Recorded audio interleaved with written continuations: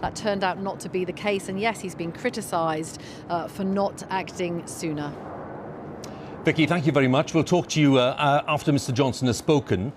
If you're just joining us, you're watching a BBC News special, and we're broadcasting this address by the Prime Minister, Boris Johnson, on the latest measures in the pandemic.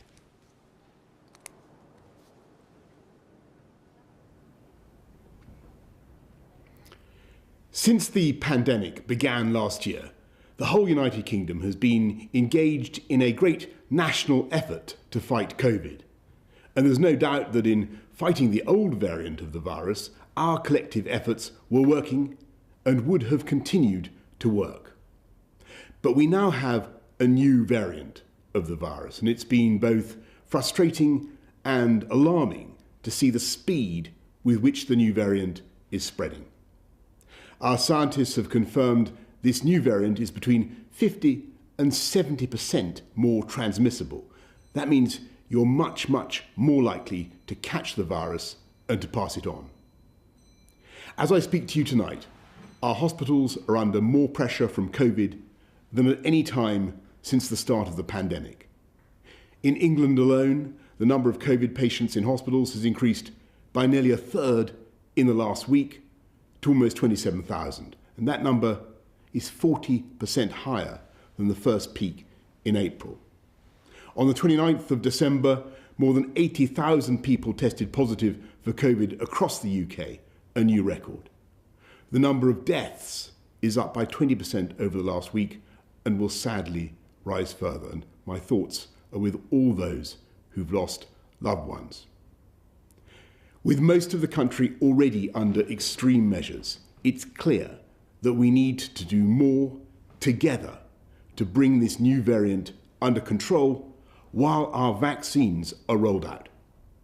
In England, we must therefore go into a national lockdown which is tough enough to contain this variant. That means the government is once again instructing you to stay at home.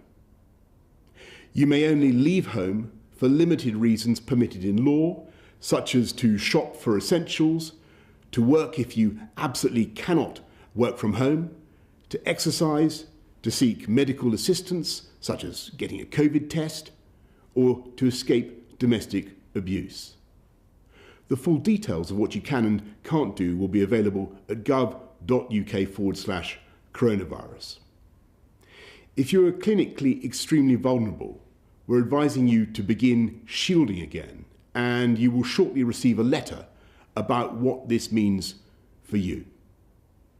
And because we now have to do everything we possibly can to stop the spread of the disease, primary schools, secondary schools, and colleges across England must move to remote provision from tomorrow, except for vulnerable children and the children of key workers. Everyone will still be able to access early years settings such as nurseries.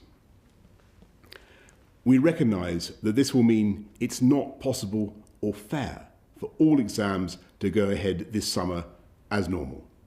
The Education Secretary will work with Ofqual to put in place alternative arrangements. We will provide extra support to ensure that pupils entitled to free school meals will continue to receive them while schools are closed, and we will distribute more devices to support remote education. I completely understand the inconvenience and distress this late change will cause millions of parents and pupils up and down the country. Parents whose children were in school today may reasonably ask why we did not take this decision sooner. And the answer is simply that we've been doing everything in our power to keep schools open, because we know how important each day in education is to children's life chances. And I want to stress that the problem is not that schools are unsafe for children. Children are still very unlikely to be severely affected by even the new variant of COVID. The problem is that schools may nonetheless act as vectors for transmission, causing the virus to spread between households. Today, the United Kingdom's chief medical officers have advised that the country should move to alert level 5, meaning that if action is not taken, NHS capacity may be overwhelmed within 21 days. Of course, there is one huge difference compared to last year. We're now rolling out the biggest vaccination programme in our history. So far, we in the UK have vaccinated more people than in the rest of Europe combined. With the arrival today of the UK's own Oxford AstraZeneca vaccine, the pace of vaccination is accelerating.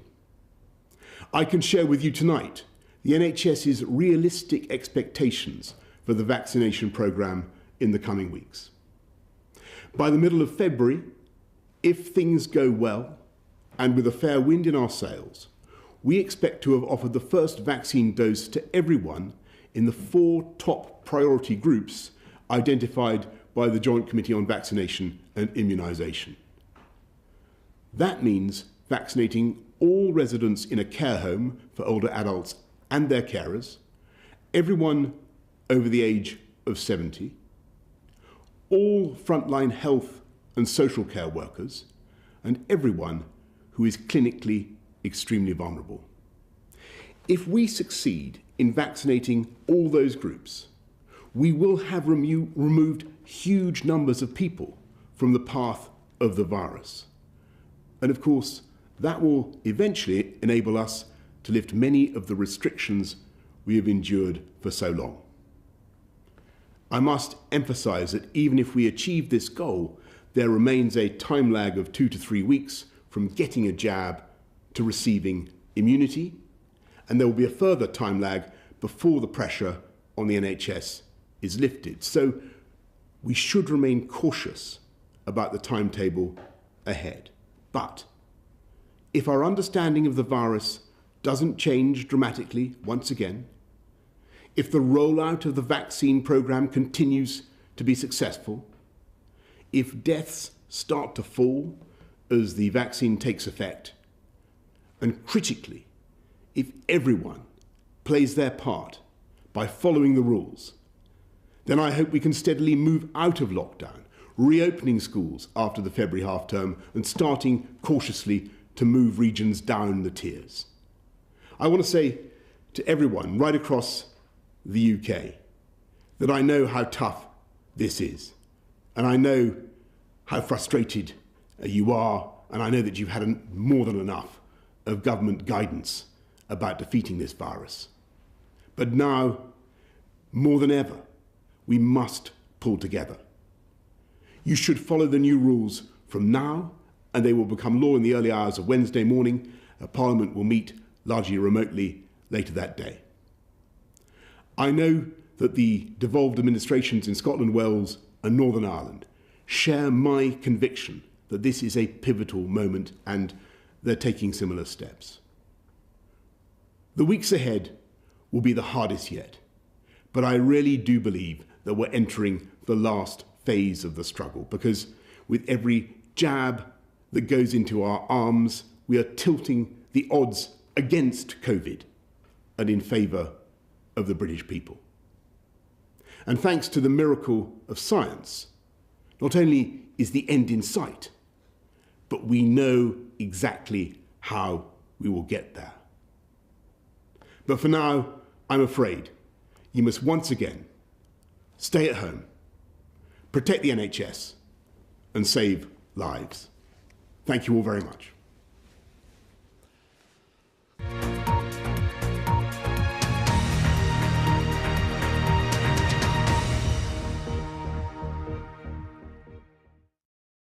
See the headlines as they happen and watch BBC News live in the app and get the full story with bbc.co.uk/news. Follow the story for all the latest with BBC News.